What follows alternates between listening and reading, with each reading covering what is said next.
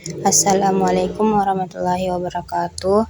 Perkenalkan, nama saya Alifir Lestari dari Reka 14. Jadi di sini saya akan menjelaskan pengertian panorama, fungsi panorama, cara menggunakan panorama, cara menggambar panorama, pengertian kompas, fungsi, bagian-bagian cara menggunakan azimut dan back azimut.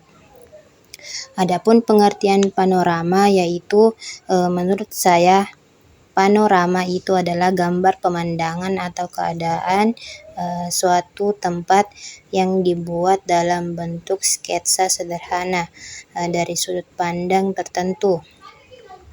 Tujuan membuat panorama adalah supaya kita bisa melihat situasi dan kondisi tempat itu pada satu waktu. Dan kalau suatu hari kita datang lagi ke sana, kita bisa tahu perubahan yang terjadi.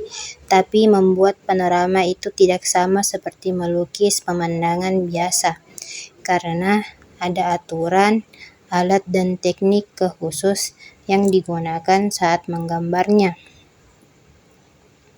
Adapun fungsi panorama, menurut saya fungsi panorama adalah untuk menggambarkan keadaan suatu tempat secara menyeluruh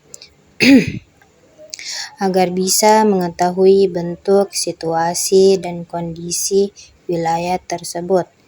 Selain itu, panorama juga berguna sebagai dokumentasi visual.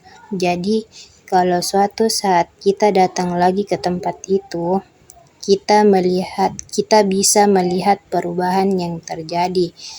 Panorama juga membantu melatih kemampuan mengamati dan menggambar dengan sudut pandang yang luas dan detail. Cara menggunakan panorama. Menurut saya, cara menggunakan panorama adalah dengan memilih satu tempat untuk mengamati pemandangan yang ingin digambar. Setelah itu, kita melihat pemandangan secara menyeluruh dari kiri ke kanan agar semua bagian terlihat jelas. Lalu, buatlah sketsa di kertas mulai dari bagian depan, tengah, hingga belakang supaya gambar terlihat nyata dan berurutan. Gunakan alat seperti pensil, penghapus, dan penggaris agar hasilnya rapi. Saat menggambar, perhatikan juga jarak dan ukuran benda supaya tampak seimbang. Dengan begitu, panorama yang dibuat akan menggambarkan keadaan suatu tempat dengan lebih jelas dan indah.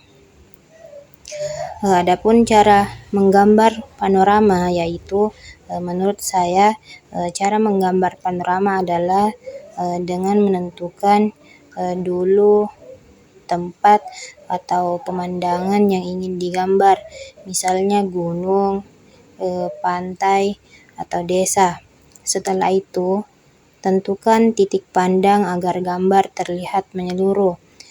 Mulailah menggambar bagian depan terlebih dahulu, lalu bagian tengah, dan terakhir bagian belakang supaya tampak memiliki kedalaman. Gunakan garis-garis halus dengan pensil terlebih dahulu agar mudah diperbaiki jika salah. Setelah bentuk utama selesai, tambahkan detail seperti pohon, rumah, awan, atau jalan agar gambar lebih hidup. Terakhir, pertegas garis dan beri warna sesuai keadaan aslinya agar panorama terlihat nyata dan menarik. Pengertian kompas. Kompas adalah suatu alat petunjuk yang dapat digunakan untuk menetapkan arah, di mana arah di sini adalah arah yang ditunjukkan oleh jarum kompas.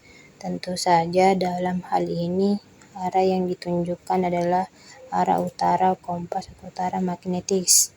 Karena itu kita ketahui ada 3 buah arah utara, yakni utara peta, utara magnetis, dan utara sebenarnya.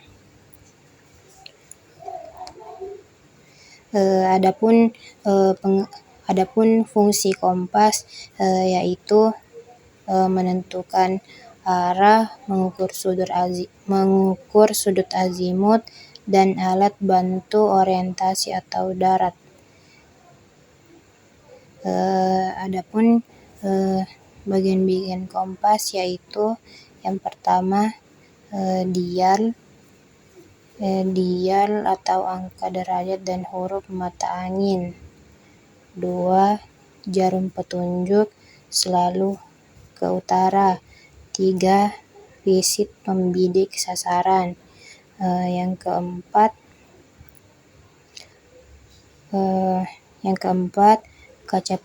kaca pembesar. Terus adapun cara menggunakan kompas yaitu pegang kompas datar, jauhkan dari logam, bidik sasaran menggunakan visit, dan baca angka derajat pada dial. Dan adapun pengertian azimut dan back azimut, yaitu azimut adalah sudut utara 0 Celcius ke titik sasaran, diukur searah jarum jam. Dan adapun back azimut adalah sudut kembalikan atau arah untuk kembali ke titik awal, dihitung dengan lebih dan kurangnya 180 Celcius dari azimut. Mungkin itu saja dari saya. Wassalamualaikum warahmatullahi wabarakatuh.